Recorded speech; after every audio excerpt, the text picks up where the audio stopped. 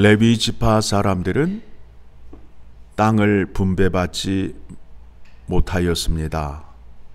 그래서 여호와 하나님께서 명령하시기를 이스라엘 각 지파 성읍에 레위인들이 거처할 수 있는 집과 초장을 주라 말씀합니다. 42개 성읍과 6개 도피성을 만들어서 레위 사람들에게 주라 말씀하고 있습니다. 그러면 이 성읍들에서는 무슨 일을 하느냐 하면 하나님의 율법을 가르치고 배우게 하고 거룩한 생활을 할 수 있게끔 가르쳐 주는 곳입니다. 그리고 도피성은 사람이 부지 중에 사람을 죽일 수 있어요. 고의가 아닌 부지 중에 사람을 죽였을 때에 그 사람이 생명을 지킬 수 있는 법입니다. 우리가 이미 알고 있는 고헬의 법칙을 알고 있잖아요.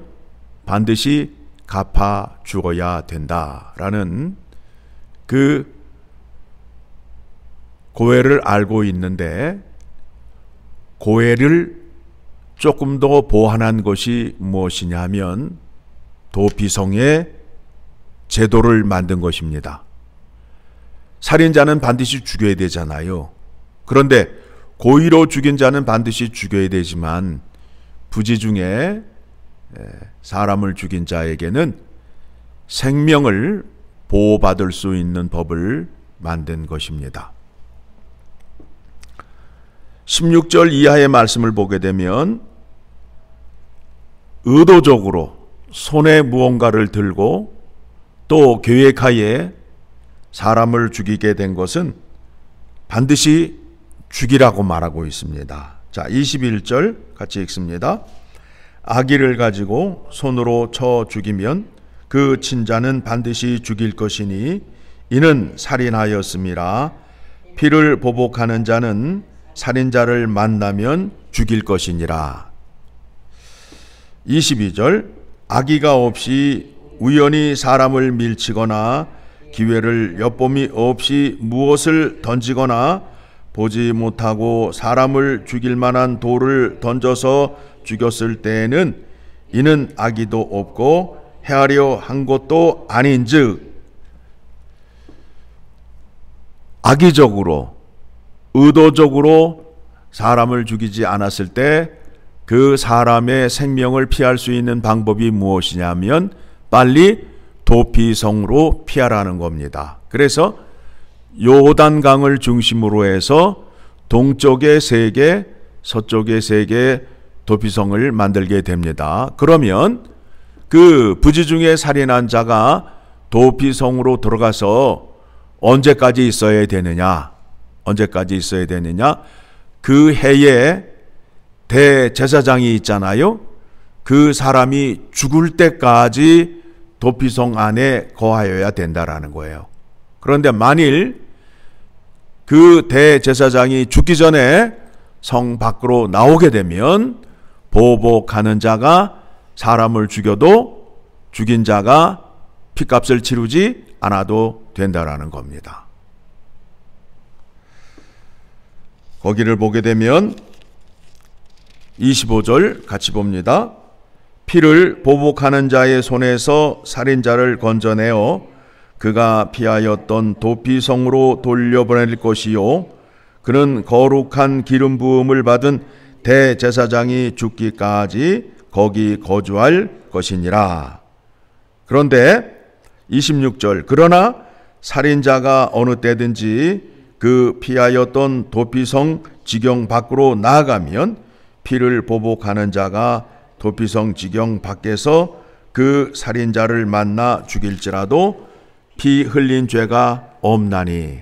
그래서 그 부지 중에 살인한 자는 대제사장이 죽을 때까지 그 도피성에서 머물러 있다가 죽은 후에야 자기의 소유 땅으로 돌아간다라는 겁니다. 28절에 그 말씀이 나오죠. 28절. 이는 살인자가 대제사장이 죽기까지 그 도피성에 머물러야 할 것임이라. 대제사장이 죽은 후에는 그 살인자가 자기 소유의 땅으로 돌아갈 수 있느니라. 자, 하나님께서 살인한 자를 반드시 죽이라 명령하셨어요. 왜 그런가 하면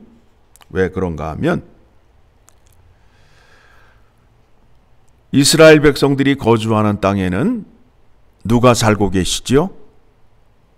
하나님이 살고 계시잖아요. 하나님이 살고 계시는 그 땅에는 죄가 머무를 수 없다라는 거예요. 즉, 죄가 있더라도 하나님의 공의로 재판을 하고 그 재판대로 죄에 대하여 심판을 해야 된다라는 겁니다. 그래서 31절의 말씀을 보게 되면 고의로 살인죄를 범한 살인자는 생명의 속전을 받지 말고 반드시 죽일 것이며, 그러니까 살인자의 그 죄값은 동물의 피로 되지 않는다라는 거예요. 제물로 되지 않는다라는 거예요. 어떡하라고요? 살인자의 피가 땅에 떨어져야 그 속죄의 값을 지불할 수 있다라는 겁니다. 그래서 33절 시작. 너희는 너희가 거주하는 땅을 더럽히지 말라. 피는 땅을 더럽히나니 피 흘림을 받은 땅은 그 피를 흘리게 한 자의 피가 아니면 속함을 받을 수 없느니라. 34절.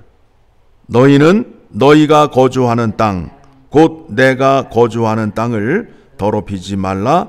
나 여호와는 이스라엘 자손 중에 있음이니라. 하나님이 이스라엘 땅에 거주하시잖아요. 성전 안에 거하시잖아요. 그러니까 하나님이 그 땅에 거하심으로 인하여 그 땅은 거룩하게 하여야 된다라는 겁니다. 또한 거룩한 백성이 되어야 합니다. 하나님께서 이스라엘 백성들을 출애굽하게 하여 그들을 하나님 앞에 세우고 하나님께서 하신 말씀이 뭐예요?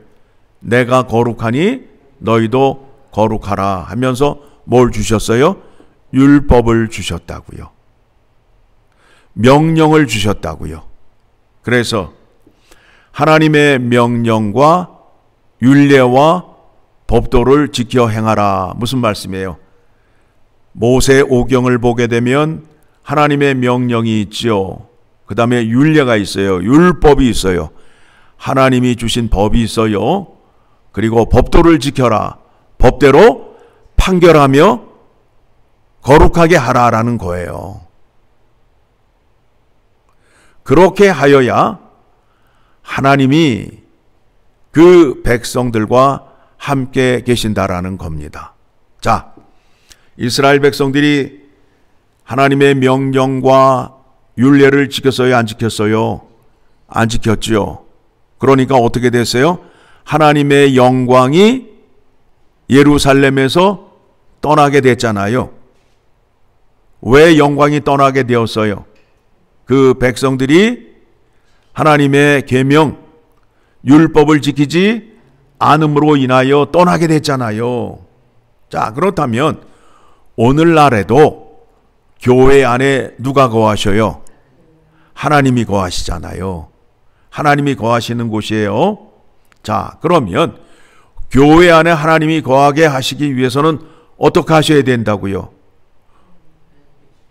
교회 안에 하나님의 명령과 율례가 전파되어야 하고 하나님의 법대로 심판이 있어야 거룩하신 하나님이 거할 수 있게 된다라는 거예요. 교회가 하나님의 명령, 하나님의 율법을 지키지 아니하면 하나님이 교회에 계신다, 떠나신다? 떠나신다라는 거 아니에요. 그런데 많은 사람들이 교회를 다니는데 교회 안에 하나님이 거하시고 하나님의 명령과 율례와 법도를 지켜야 한다라는 것을 모르고 다니고 있다라는 거예요. 우리끼리 결정하고 우리끼리 재미있고 우리끼리 좋으면 된다라고 생각하면서 교회 생활을 하시는 분들이 많아요. 그 사람들은 하나님의 믿음을 붙잡은 사람들이 아니에요. 하나님을 경외하지 않아요. 하나님의 명령과 율례와 법도를 섬기지 않아요. 하나님을 사랑하지 않아요. 그러므로 어떻게 돼요? 하나님께 복을 받을 수 없어요. 그러므로 인해서 그들 마음속에는 늘 불만과 그 짜증스러운 표현을 하고 감사와 기쁨이 없는 그 신앙의 상태를 나타내요. 하나님께서는 뭐라 말씀하셨죠? 내가 너희에게 명령한 규례와 법도를 지켜 행하면 너도 잘 되고 내 자손도 잘 되고 너 가축도 잘 되고 들어와도 복을 받고 나가도 복을 받고 성읍에서도 복을 받고 들판에서도 복을 받고 대적이 치러 왔다가 일곱 길로 도망가고 빌려줄지언정 꿇어다니지 아니하고 머리가 될지언정 꼬리가 되지 않겠다라는 약속을 주셨잖아요. 누가 그 약속을 주셨어요? 하나님이. 그런데 만일 지켜 행하지 아니하면 어떻게 된다고요? 적을 치러 갔다가 일곱 길로 도망을 오게 되고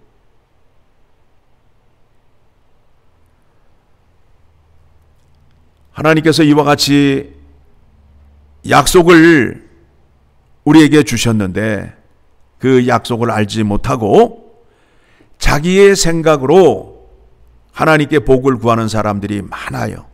그저 나아가서 자기의 정성과 열심으로 치성을 드리게 되면 하나님이 복을 주실 것이다 라고 믿는 사람들이 있어요.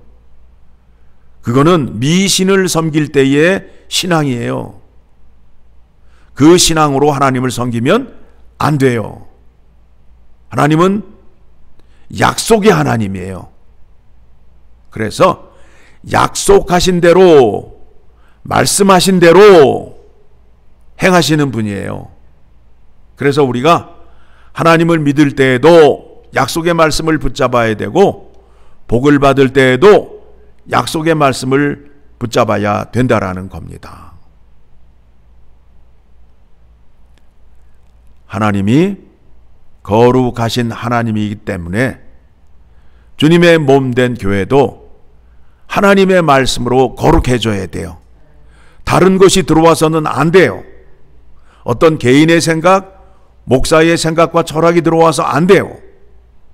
하나님의 말씀으로만 거룩해질 수 있어요. 하나님의 말씀을 통해서만 복을 받을 수 있어요.